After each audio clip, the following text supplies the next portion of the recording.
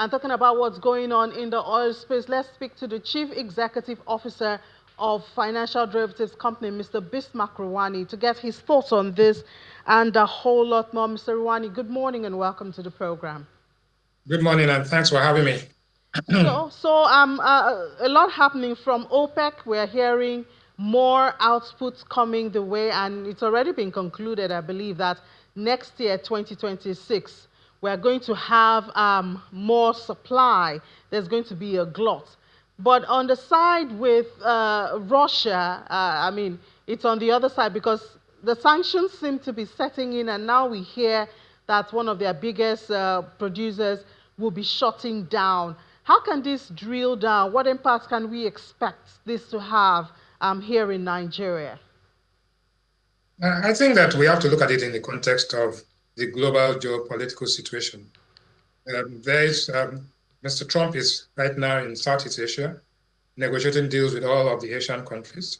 So the likely outcome, especially now OPEC is putting pressure by threatening to increase supply, which means that we are looking at a situation where the price of oil could drop to as low as $60 a barrel, which has been the projection for some time. So if that is the case, what is the effect of a $60 a barrel oil on Nigeria? Don't forget, this is the time of the year when we prepare our budget for 2026. And the benchmark price for the budget last year was $75 a barrel. The average price today is about 62, 63, 64. So let us assume it comes down to 60. What do you think the benchmark price will be in the budget for 2026? The benchmark price cannot be above $65 a barrel.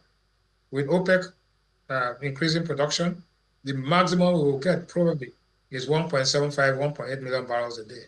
Therefore, when you look at the price revenue relationship, you will find that the budget for 2026 will be significantly lower than the budget for 2025, where we had a lot of optimistic assumptions.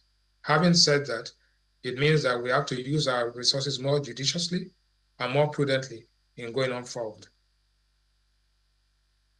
Is planning an expansion of its production to 1.2. That's supposed to be good for us as a country because supply, I mean, energy security, and of course, having more exports will also be good for the economy.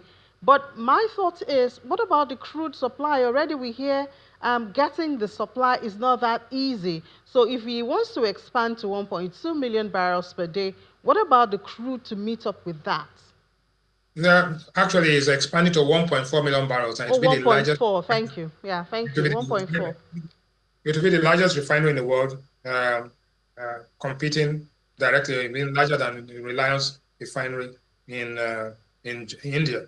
So, having said that, the point is that we make more money from selling refined products than selling crude.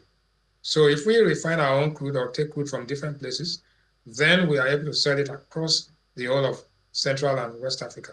But having said that, I want you to note something, that the refinery business is high volume, low margin, and that the Dangote refinery, being the largest in the world, makes it a hub for the whole of Central and West Africa. So you have hubs in Rotterdam, hubs in Singapore, hubs in Houston, and hubs elsewhere. So the economies of scale and bringing down your average cost helps us to do something, that is, we are able to extract more value from selling to our neighbors, because the tankers come to the deep sea port by the refinery and then move products directly to Tema, to Monrovia, to Freetown, and other African countries all across the coast of French-speaking and English-speaking Africa. So that's a great thing for us. Now, if you look at the price of petroleum products across the West African region today, it's about $1.50. In other words, it's about 1,500 naira per liter in Benin Republic, in Chad, in Niger, and in Cameroon. So if that is the case, the differential between our prices of petroleum products here, PMS, and the neighboring countries does not give you the incentive to smuggle, because if you smuggle, you still have to pay all sorts of things to get across the way. So the reduction in smuggling, the fact that our actual consumption now is roughly maybe 40 million liters a day, right? So we now know the true consumption pattern. We have reduced the subsidy theft that is taken on.